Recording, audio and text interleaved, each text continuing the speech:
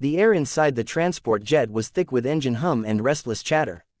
Soldiers, engineers, and a handful of Air Force officers filled the rows, each strapped into gray seats, the scent of aviation fuel and metal mixing with adrenaline.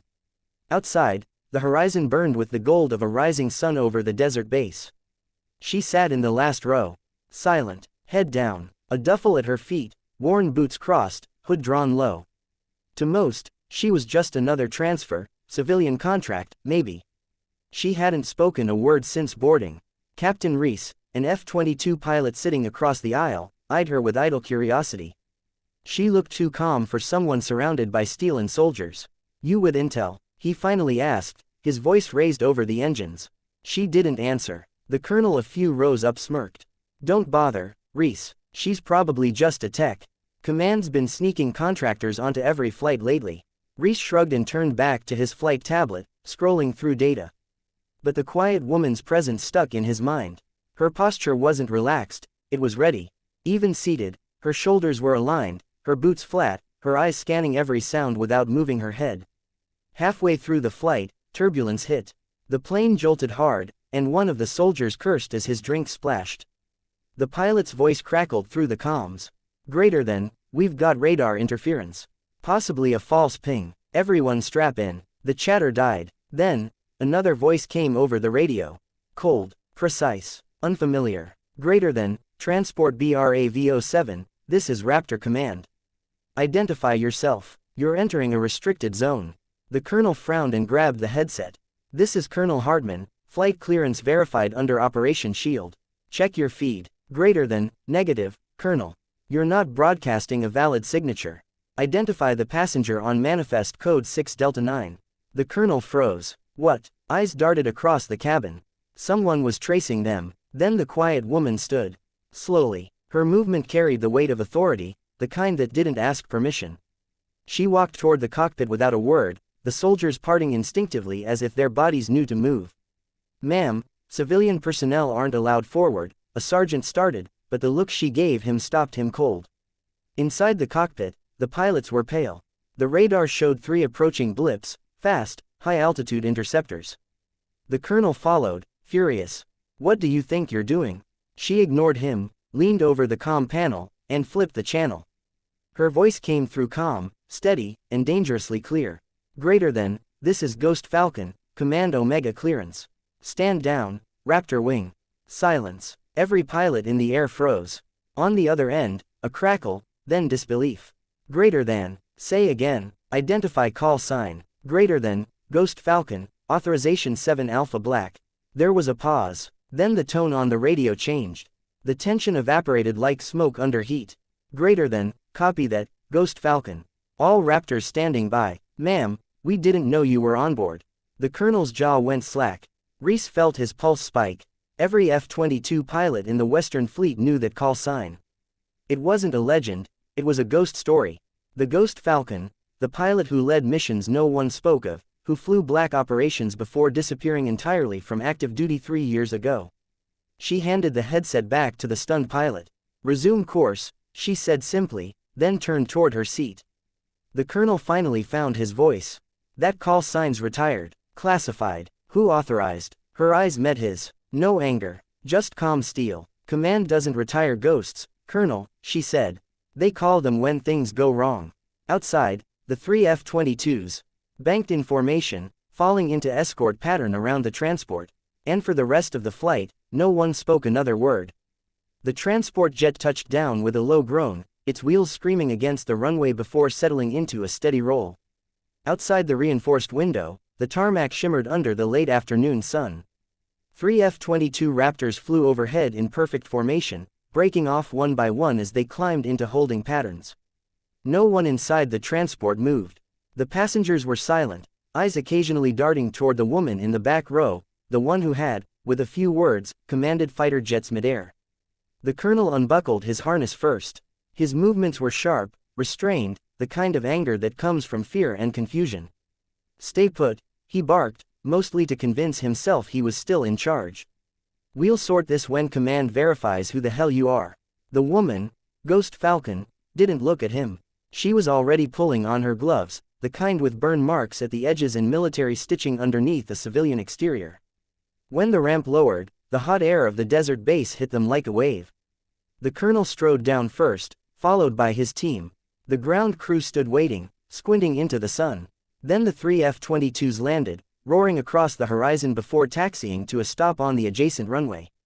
Reese lingered near the ramp, pretending to check his gear, but his eyes tracked her every step. There was something magnetic in how she moved, not hurried, not showy, but controlled. Every step matched the rhythm of discipline. As she stepped onto the tarmac, a distant whine grew into thunder. One of the Raptors was taxiing toward them, its canopy sliding open before it had even come to a full stop. The pilot jumped down, helmet under his arm, and jogged toward them. His uniform bore the insignia of the 302nd Tactical Wing, a commander. He stopped dead when his eyes met hers. "Ma'am," his voice broke into a low breath. "Permission to speak freely." The colonel looked bewildered. "What is this? Do you know her?" The Raptor pilot straightened, boots snapping together. "Sir, that's Commander Alexandra Hale. Ghost Falcon, lead of Omega Wing, declassified 3 years ago. She trained half the elite air division before disappearing off record." The colonel stared at the woman, disbelief turning to something close to fear. "That's impossible. Hale's dead." Kia over the Baltic. Hale's lips barely moved. That's what they were told. The Raptor commander stepped forward, lowering his voice. "Ma'am, when we caught your signature on radar, our systems flagged an override key we'd never seen active since the Omega Ops. Every one of us thought it had to be a glitch." Hale tilted her head slightly. "No glitch. Command's been hiding too many ghosts. And now the sky's crawling with something they can't handle." Reese finally stepped off the ramp, unable to contain his curiosity. "Ma'am, if you don't mind me asking, what exactly is Omega Wing?" Her gaze flicked toward him, assessing. Then, for the first time, she spoke without the comms between them. Her voice was quiet, almost soft, but it carried. Omega Wing was what Command created when they needed pilots who didn't exist. We flew missions no one admitted to, in airspace that didn't exist, targeting enemies that officially never fired a shot. She paused, looking past the horizon, where the Raptors were cooling under the sun. We were ghosts in the sky, and ghosts don't stay buried forever. The colonel exhaled sharply. "Why are you here now?" "Because someone's rewriting radar logs across half the Pacific, and the only aircraft showing up belong to pilots who've been dead for years." A long silence. Then, from the distance, a base alarm began to wail.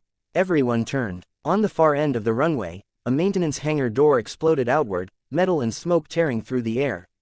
Flames erupted as ground personnel scattered. The comms crackled with panic. Greater than, unidentified aircraft just breached the perimeter, no IFF signal, moving at supersonic speed. Reese looked up, and froze. A black shape cut through the sky at impossible velocity, wings shifting like liquid metal before vanishing into a roll.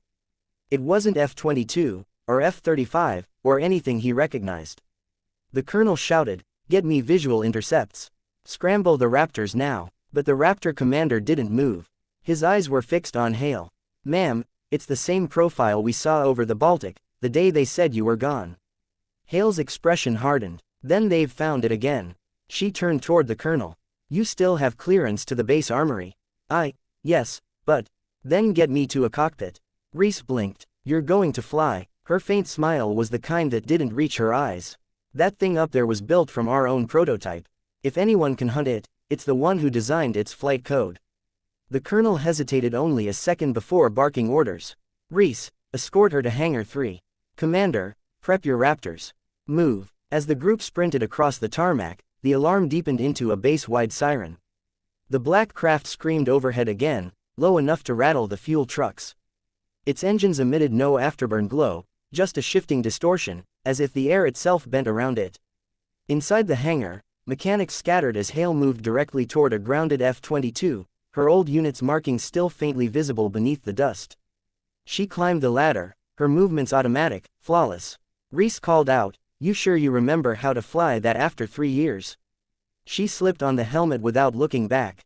Ghosts don't forget. The canopy sealed. Engines roared. On the tower frequency, the young operator's voice cracked through the static.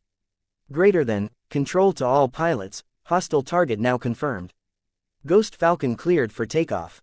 Reese stood at the edge of the runway as her jet surged forward, heat waves bending around the silver frame. The moment the wheels left the ground, the comms filled with her steady, familiar tone. Greater than, Raptor Wing, form on my 6. We're bringing this ghost down. And for the first time in 3 years, every pilot in the western sky answered the same call sign. Greater than, copy, Ghost Falcon. We're with you. The jets roared upward together, slicing through the burning horizon like arrows. The transport crew watched from below, realizing that the quiet passenger who'd said almost nothing, had just taken command of the sky.